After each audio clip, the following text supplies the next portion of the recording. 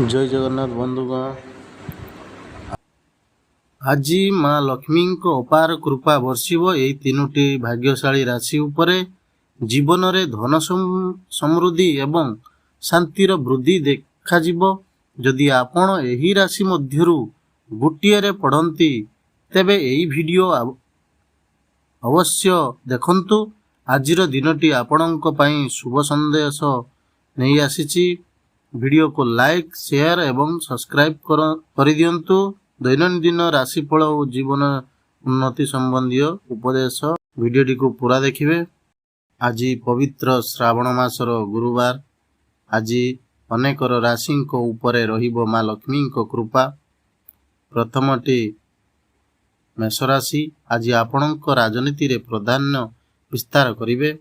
आपणक सहकर्मी माने व्यवसाय रे लाभदायक प्रमाणित हेबे।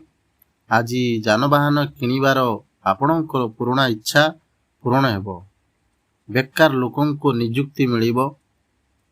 कला अभिनय एवं गायन सहित जड़ित व्यक्ति मानंकु बहुत सफलता मिलिबो। चाकरी रे उच्च अधिकारी सहित आपणकर निकटता वृद्धि पाई। कोर्ट मामला रे भल भावरे उकिलाती करंतु आपण जितिबे। आपण सामाजिक कार्य रे अंशग्रहण करिवे। आपण विशेष यात्रा रे जाई पारंती। बंधुगण, द्वितीयटी कर्कट राशि। आज आपणको एक मांगलिक कार्यक्रम रे अंशग्रहण करिवार सुजोग मिलिबो। आयर नूतन उत्स खुलिबो। चाकरी रे पदोन्नति सहित आपणको गुरुत्वपूर्ण दायित्व मिलिबो। आपणको एक नूतन साथी ठारू विशेष समर्थन मिलिबो। यह संपर्क रे निबिड़ता आनिबो। व्यवसायिक परिस्थिति रे उन्नति हेबो। राजनीति रे पद एवं स्थिति वृद्धि पाइबो। पारिवारिक मिलित भ्रमण एवं पर्यटनर आनंद नेबे।